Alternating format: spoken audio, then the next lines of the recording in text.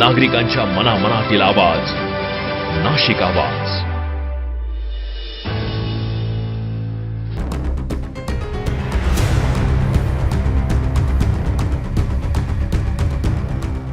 सहा दरोडेखोर हवेत गोळीबार अन महिला दुकानदाराचे धाडस.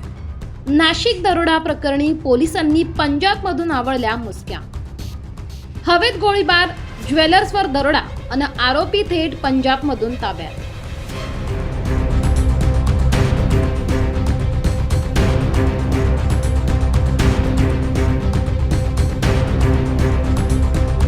पंचवटीतील हिरावाडी येथील न्यू समृद्धी ज्वेलर्स या सराफी पेढीवर पडलेल्या सशस्त्र दरोड्यातील दोन मुख्य संशयितांना नाशिक पोलिसांच्या गुन्हे शाखेने पंजाबमधून शिताफीने अटक केली आहे.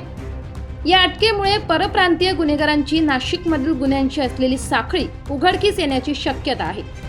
दुकान चालक नैना पगारिया यांच्या धाडसी प्रतिकारामुळे दरोडेखोरांचा दुकान लुटण्याचा बेत उधळला गेला. हाती लागलेल्या दागिन्यांच्या काही पेट्या घेऊन त्यांना पळावे लागले होते. दरोडा प्रकरणी पंचवटी पोलीस ठाण्यात गुन्हा दाखल करण्यात आला. या दरोड्यामुळे पोलिसांचा धाक उरला नसल्याची प्रतिक्रिया उमटली होती. पोलीस उपायुक्त किरण कुमार चव्हाण यांनी पत्रकार परिषद घेत या गुन्ह्याची उकल कशी केली याबाबत माहिती दिली. न्यू समृद्धी ज्वेलर्सवर दरोडा पडल्याची माहिती मिळाल्यानंतर पंचवटी पोलिसांसह स्थानिक गुन्हे शाखेचे पथक घटनास्थळी पोहोचले. तांत्रिक विश्लेषण आणि परिसरातील सीसीटीव्हीची पाहणी करण्यात आली. त्यातून संशयित परप्रांतीय असल्याची माहिती मिळाली. नाशिक पंचवटी पोलीस आणि स्थानिक गुन्हा शाखा पथकाने 500हून अधिक सीसीटीव्ही चित्रणाची पाहणी केली. त्यानुसार संशयितांचा माग काढण्यात आला. संशयित पंजाब येथील असल्याचे समजले. वरिष्ठ पोलीस निरीक्षक डॉक्टर अंचल मुदगल यांच्या नेतृत्वाखाली विशेष पथकाने पंजाबमधील मोहाली गाठले. मोहालीत सलग 3 दिवस तपास करण्यात आला. पोलिसांनी हनीश कुमार महेंद्र सिंग वय 47 वर्ष राहणार डेरा बस्सी, रणजित सिंग दर्शन सिंग वय 52 वर्ष राहणार बहादरपूर यांना ताब्यात घेतले. दोघे सराईत गुन्हेगार आहेत. त्यांनी गुन्ह्याची कबुली दिली. गुन्हेगारांनी पंजाबमधून मुंबई येथे आल्यावर नाशिक गाठले. नाशिकमध्ये आल्यावर त्यांनी हिरावडी परिसराची पाहणी करून न्यू समृद्धी ज्वेलर्स दुकानावर दरोडा टाकण्याचे निश्चित केले. यासाठी नाशिकमध्ये वेगवेगळ्या ठिकाणाहून 2 दुचाकी चोरल्या.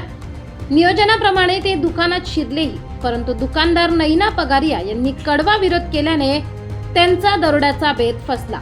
संशयितांना पळून जावे लागले.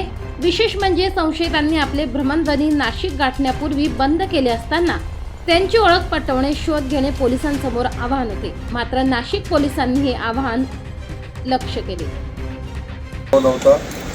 या आरोपींकडे कुठलाही मोबाईल नंबर त्यांचा सुरू नव्हता. क्राईम ब्रँच युनिट 1 आणि युनिट 2 या पथकांनी अहोरात्र मेहनत घेऊन, त्याचबरोबर पंचवटी पोलीस स्टेशन यांनी देखील याच्यामध्ये मेहनत घेतली. सर्वांनी मिळून 500पेक्षा जास्त कॅमेरे, CCTV कॅमेरे सतत ढूंढाळले आणि त्यावरून त्यांनी आरोपींचा माग काढत शेवटी त्या गुन्ह्यामध्ये ज्या आरोपींना गुन्हा केला अशा 2 आरोपींना अटक करण्यात आली आहे. 2 आरोपी पंजाब येथील आहेत, 1 आरोपी मोहाली येथील आहे, दुसरा एक पटियाला येथील आहे. दोन्ही आरोपी जे ताब्यात घेतलेत, अटक केले ते रेकॉर्डवरचे सराईत गुन्हेगार आहेत. त्यांनी वारंवार असे गुन्हे केलेले आहेत आणि विशेष म्हणजे कुठल्याही प्रकारचा सुगावा नसताना हा गुन्हा उघडकीस आणलेला आहे. आरोपींची ओळख 2010मध्ये जेलमध्ये, अंबाला जेलमध्ये झाली होती. त्यानंतर ते एकमेकांच्या संपर्कात होते.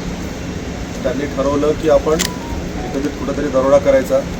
त्या उद्देशाने ते पंजाबवरून निघाले. पंजाबवरून निघतानाच त्यांनी त्याच वेळेस त्यांचे मोबाईल बंद केले पोलिसांना लक्षात येऊ नये म्हणून, आणि ते सुरुवातीला मुंबईला आले. मुंबईला येऊन त्यांनी परत नाशिक गाठलं. नाशिकला त्यांनी आपल्या ठिकाणांची रेकी केली. त्यांनी रेकी करून तिथे ज्वेलर्सचं दुकान आहे, रोडवर असल्यामुळे ते पळून जाणं सोपं आहे असं त्यांच्या लक्षात आलं आणि त्यांनी इथे दरोडा करायचं ठरवलं. त्यांनी नाशिकमध्ये इथे येऊन लॉजमध्ये थांबले. नंतर त्यांनी इथूनच 2 बाईक चोरी केल्या आणि त्या 2 बाईकवर एका दुकानापर्यंत आले होते.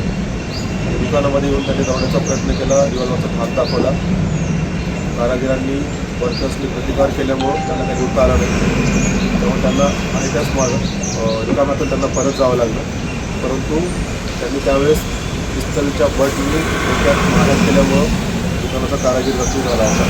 तो टीव्हीमध्ये व्यवस्थित आहे, नव्हता डेंजर आहे, परंतु कुठलाही सुगावा नसताना देखील आरोपीकडे मोबाईल नसताना देखील फक्त तांत्रिक कौशल्य अहोरात्र मेहनत घेऊन 500पेक्षा जास्त CCTV 2 दिवसामध्ये बघून आरोपींचा माग काढून मुख्य 2 आरोपींना अटक केलेली आहे. तर आरोपीचा शोध सुरू आहे. नाशिकमध्ये त्यांचं काय कनेक्शन होतं का? नाशिकमध्ये आरोपींचं कुठलंही कनेक्शन नव्हतं. हे रेकॉर्डवरचे सगळे गुन्हेगार आहेत. ते रँडमली नाशिकमध्ये आले आणि नाशिकमध्ये येऊन 2 दिवस सतत रेकी केली आणि त्यांनी ते ठरवलं की कुठल्या ठिकाणी त्यांना दरोडा करणं शक्य आहे. त्यांचं नाशिकमध्ये कुणाशी काही कनेक्शन नाही. या ठिकाणी कुठे कुठे दरोडा टाकला? या अगोदर त्यांच्यावर देशभरातील गुन्हे दाखल आहेत. त्यांच्यामध्ये मुख्यतः उत्तर भारतामध्ये अशा प्रकारचे गुन्हे दाखल आहेत.